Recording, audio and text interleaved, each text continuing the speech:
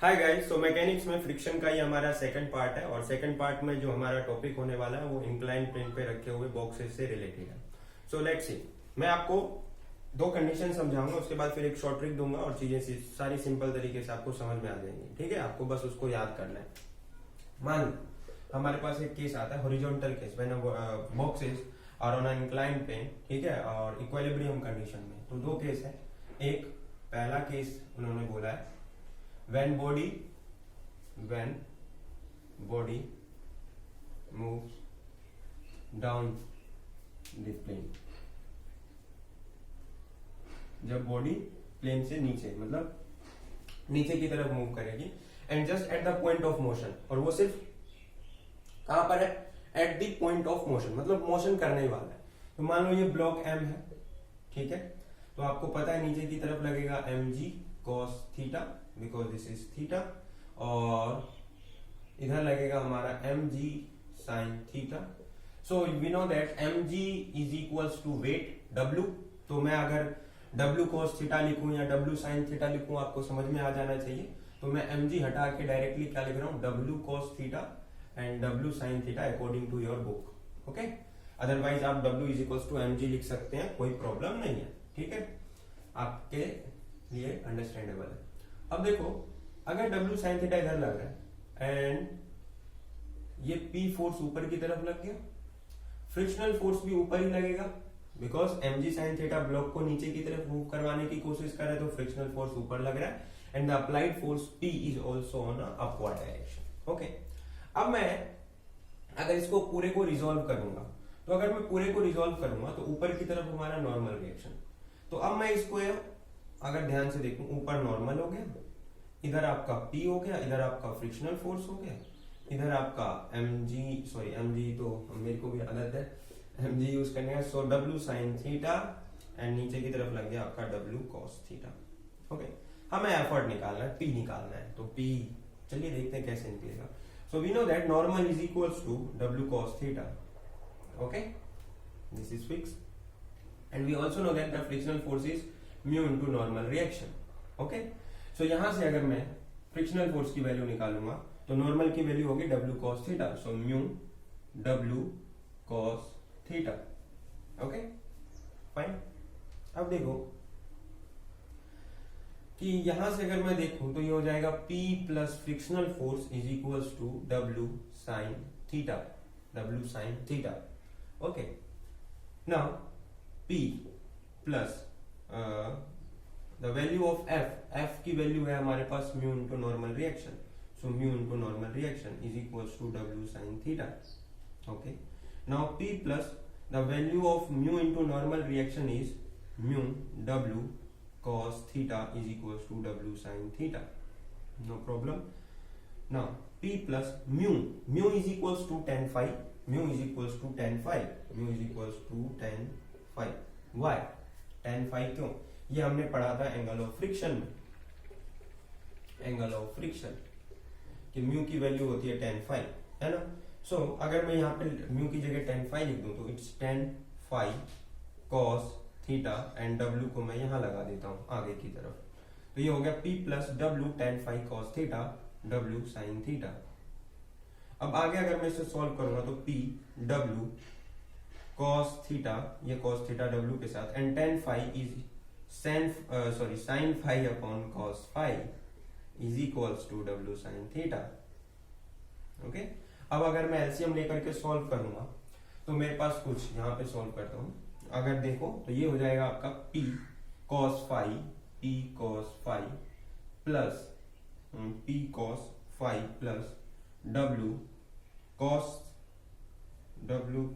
Theta W cos theta sin theta, sin phi not theta, sin phi W cos theta sin phi is equals to, अब ये cos phi इधर multiply हो गया W sin theta cos phi। ठीक है, I hope कि आपको दिखाई दे रहा होगा। मैं एक बार फिर भी रिपीट कर देता हूं, जब आप इसको एलसीएम लेके सॉल्व करोगे तो ये cos phi इसके साथ मल्टीप्लाई हो गया, तो ये हो जाएगा P cos phi प्लस में W cos theta sin phi, और ये cos phi ओवरऑल इस पूरे के नीचे आ गया तो इधर जाके मल्टीप्लाई हो जाएगा इसके, ठीक है ना।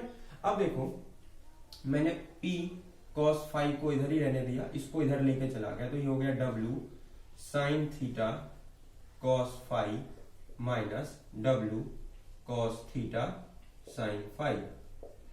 P cos phi is equals to W common निकाल लिया मैंने, W अगर कॉमन निकाला तो बचा मेरे पास sin theta cos phi minus cos theta sin phi, यही बचेगा। तो P cos phi is equals to, यहां आपको पता होगा कि sin A cos B minus cos A sin B is the formula of sin A minus B, so it's become sin theta minus phi, यही होगा sin theta minus phi. So P is W sin theta minus phi upon cos phi. This is your the formula of effort. ठीक है, ये पूरा इतना बड़ा derivation था, लेकिन मैं आपको एक ऐसा फॉर्मूला दूंगा जिसमें आपको स्टेप टू स्टेप बता दूंगा कि ये चीज पुट करोगे तो ये चीज निकल जाएगी। तो ये तो आपका था when the body is just down the plane. अब ऐसे ही होता है अप द प्लेन और जस्ट बिगिन टू मूव, तो मैं उसका भी डेरिवेशन आपको करवाऊंगा, दोनों के केस के डेरिवेशन करवाऊंगा, देन मैं आपको आगे वो फॉर्मूला दूंगा। ठीक है, ताकि आपको भी क्लियर हो जाए चीजें। बुक में तो बड़ा लंबा चौड़ा इस चीज को समझा के बोलते हैं, बट हमें उससे कोई मतलब नहीं है, हमें जो एग्जाम में पढ़ना है जिस तरीके से पढ़ना वो पता होना चाहिए। सो लेट्स सी, अब ये हमारा हो गया ब्लॉक।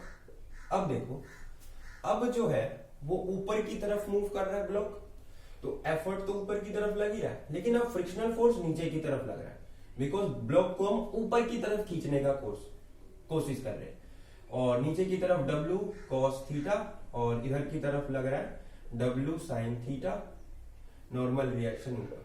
ठीक है, अब अगर मैं ध्यान से देखूं तो normal reaction is equals to तो सेम है, मैं यहां नहीं लिखता हूं, यहां लिखता हूं normal reaction is equals to W cos theta, इसमें तो कोई चेंज हुआ नहीं। ठीक है, जहां चेंज हुआ ये हुआ कि एफर्ट इक्वल टू हो गया frictional force plus W sin theta. Now P is equals to frictional force is mu into normal reaction plus W sin theta. P is equals to mu हम लिख सकते हैं tan phi, ओके।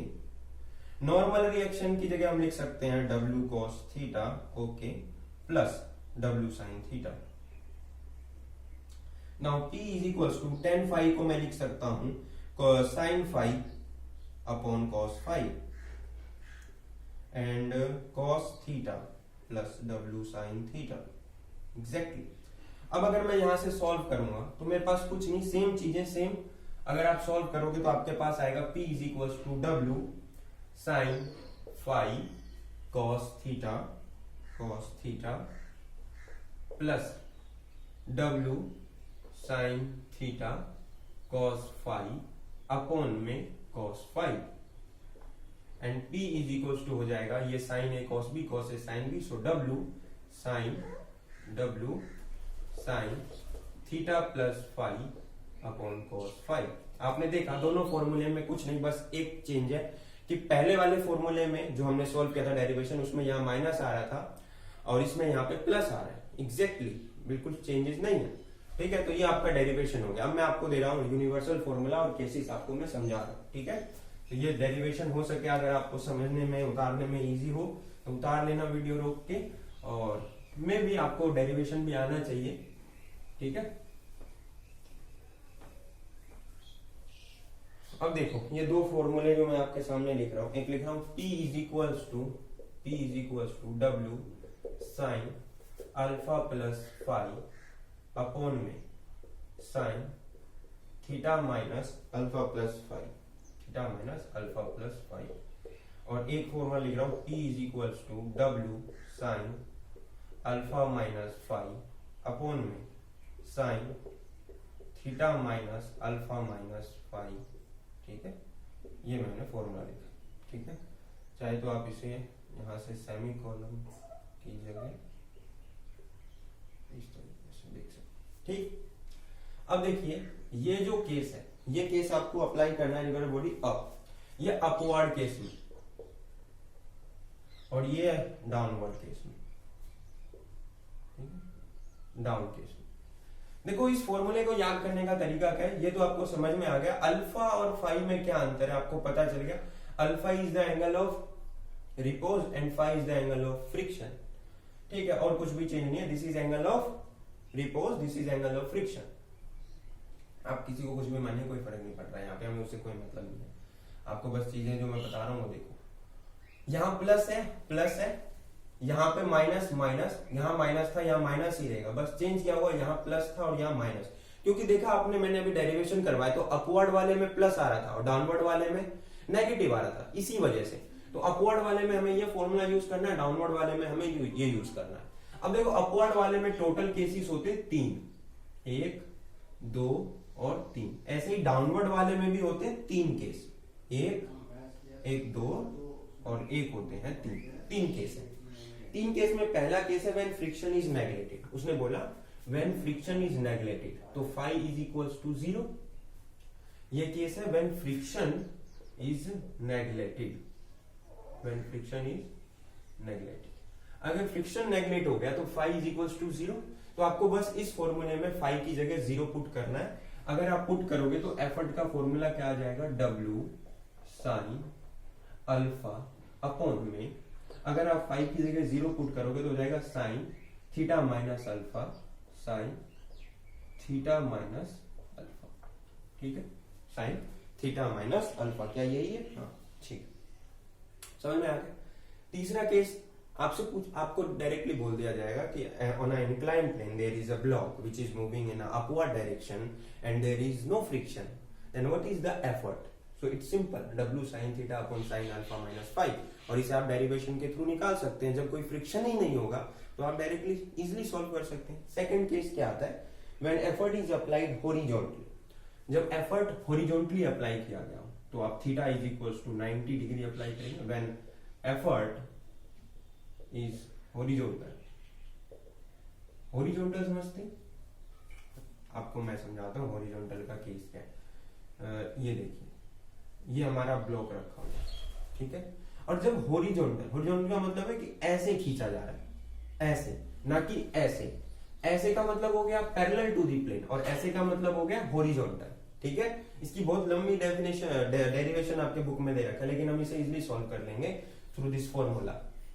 अब देखिए, जब horizontally effort लगा रहे हैं तो हमें बस थीटा की जगह कितना पुट करना है, 90 degree obviously.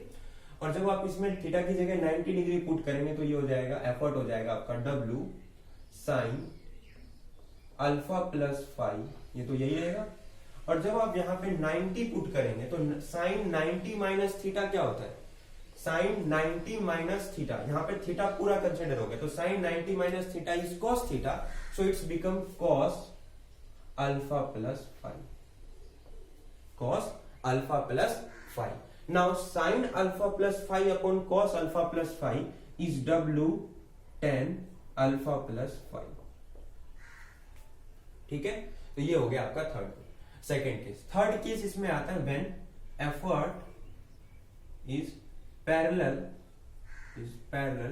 To the plane, parallel to the plane, जिसका डेरिवेशन हमने जस्ट अभी किया था कि जब कोई ब्लॉक ऊपर खींच रहे हैं और एफर्ट बिल्कुल प्लेन के पैरेलल लग रहा था ना, इसके पैरेलल खींच रहे थे हम डेरिवेशन, चाहे तो आप रिकैप करके देख सकते हैं। तो जब ये केस आता है तब हम थीटा इज इक्वल्स टू क्या पुट कर देते हैं, तो थीटा इज इक्वल्स टू हम पुट करते हैं 1 सेकेंड, इस केस में आप theta is equals to put करते हैं 90 डिग्री प्लस अल्फा। क्या पुट करते हैं, 90 डिग्री प्लस अल्फा डायरेक्टली। जब आप 90 डिग्री प्लस अल्फा पुट कर देंगे इस फॉर्मूले में, तो ध्यान से देखो, theta is 90 plus alpha, then alpha is cancel, तो ये हो जाएगा आपका W sine alpha plus phi upon में कॉस फाई, अपॉन में कॉस फाई। और यही आपने निकाला था, अभी थोड़ी देर पहले देखा था, हमने पूरा डेरिवेशन किया था, तो यही चीज निकाला था, कोई खास बात है नहीं। तो बस आपको ये फॉर्मूला लगना है और ये चीज ध्यान में रखना है कि हमें क्या बोलना है, एफर्ट कैसे लगाना है। क्या फ्रिक्शन 0 है, तो भाई सिंपल ये आंसर हो गया। क्या एफर्ट हॉरिजॉन्टल लगा रहे हैं, तो ये आंसर हो गया। इस फॉर्मूले में हमें थीटा इक्वल टू 90 पुट करना है। और क्या एफर्ट पैरेलल है प्लेन की, अगर पैरेलल है तो थीटा इक्वल टू क्या रख देना इसमें, 90 प्लस अल्फा। हमारे पास जो आंसर निकल के आ जाएगा हो गया। तो आपको बस ये याद रखना है, ये अपवर्ड केस, अपवर्ड में ये 3 केसेस हो सकते हैं, ऐसे ही डाउनवर्ड में भी हमारे ये 3 केसेस हो सकते हैं। अब जब डाउनवर्ड के केसेस में करूंगा सेम चीजें डाउनवर्ड में भी फाई इज इक्वल टू 0 रख दोगे जब हमारा एफर्ट नेगलेक्टेड होगा, यानी फ्रिक्शनल फोर्स 0 होगा। जब हमारा एफर्ट 90 डिग्री के हॉरिजॉन्टली लग रहा होगा डाउनवर्ड केस में, तो थीटा इक्वल 90 डिग्री रखोगे, और जब effort parallel to the plane लगेगा तो आप क्या रखोगे, theta is equal to 90 plus alpha in this formula. तो देखो पहले वाले केस में अगर मैं यहाँ से ध्यान से देखूं तो कुछ नहीं है, बस वहां पे W sine alpha upon sine theta minus alpha, उसमें चेंजेस नहीं है। पहले वाले में तो सेम है, पहले वाले में W साइन अल्फा अपॉन में साइन थीटा माइनस अल्फा। क्यों नहीं है, क्योंकि ध्यान से देखो तो इसमें भी phi is equal to 0 put कर दिया, यहाँ भी phi is equal to 0 put कर दिया, तो ये तो हट गया, ये भी हट गया, तो सेम ही फॉर्मूला आ गया, क्योंकि हम फाई इज इक्वल टू क्या पुट कर रहे हैं, 0। सेकेंड केस में कुछ नहीं होगा, बस साइन चेंज होगा। यहाँ पे देखो साइन चेंज हो जाएगा, तो थर्ड केस में जब आप theta equal to 90 degree put करोगे, बस एक का याद हो गया, बाकी डाउनवर्ड केस में बस नेगेटिव लगा देना है, यही याद रखना है, यही हमारे पास ट्रिक है, और ऐसे हम भी करते थे। कौन इतना लंबा चौड़ा आप एक उतने बड़े में डेफिनेशन में ड्राइव करने के लिए जाओगे, तो यही सब चीजें होती है, यही सब ट्रिक है जो टीचर्स देते हैं आपको। W10 अल्फा माइनस 5 हो गया डायरेक्टली, और इसमें कंडीशन में देखेंगे तो यहाँ माइनस माइनस आ जाएगा, और इस केस का हमने डेरिवेशन किया ही था, तो ये हो जाएगा W sine alpha minus 5 upon cos 5। ये कब होगा, जब कैसा लग रहा होगा, पैरेलल, प्लेन के पैरेलल। एक केस होता है ब्लॉक को जब ऐसे खींचा जाता है, और एक केस होता है जब ब्लॉक को हॉरिजॉन्टली खींचा जाता है, दोनों केस अलग है, ये पैरेलल टू दी प्लेन है और ये हॉरिजॉन्टल। तो जब पैरेलल टू दी प्लेन होता है तो थीटा इज इक्वल्स टू कितना पुट कर देते हैं, 90 डिग्री प्लस अल्फा, और जब हॉरिजॉन्टल लगाते हैं तो theta is equals to 90 degree. ये हो गया आपका, इसे उतार लो। और एक और केस जो मैं आपको थोड़ा सा एक्सप्लेन यहीं पे कर देता हूँ, पेपर में पूछा जाता है, ठीक है, आया था प्रीवियस ईयर में, जो कि मेरे नोट्स में भी मेंशन आउट है, और ठीक है कोई बड़ी बात नहीं है, मैंने आपको जैसा भी बताया था कि static friction is greater than kinetic friction, then the ratio of static friction by kinetic friction is what, is greater than 1, is always greater than 1, ये हमेशा greater than 1 होगा। क्यों, क्योंकि बड़े को छोटे से डिवाइड कर रहे हैं। क्यों, स्टैटिक फ्रिक्शन ऊपर हो गया, काइनेटिक फ्रिक्शन नीचे हो गया, बट यहीं पर हमसे पेपर में पूछा जाता the ratio of kinetic friction by static friction, then it is less than 1 because we are dividing smaller value by greater value, so that's why it's become less than 1। तो ये paper में ये आया हुआ था, है ना, तो ये दोनों ही केस इस बार ऐसे पूछ सकते हैं। तो मेरे को इन दोनों केसेस से तो कोई मतलब नहीं, हमें बस ये पता होना ज्यादा जरूरी है कि कौन सा फ्रिक्शन बड़ा है, कौन सा फ्रिक्शन छोटा है। तो बड़े को छोटे से डिवाइड करेंगे तो सिंपल सा बात है, ग्रेटर देन 1 वैल्यू आता है, और अगर छोटे को बड़े से डिवाइड करेंगे तो लेस देन 1 वैल्यू आता है। तो ये आपको पता होना चाहिए था। बाकी फ्रिक्शन में इतना ही, मिलते हैं न्यूमेरिकल के साथ, ठीक है। सो चैनल को सब्सक्राइब करें, वीडियो को लाइक करें। अगर कोर्स परचेज करना है तो आप परचेज कर सकते हैं, अमाउंट आपको पता है 600 रुपीज। सो बाय बाय।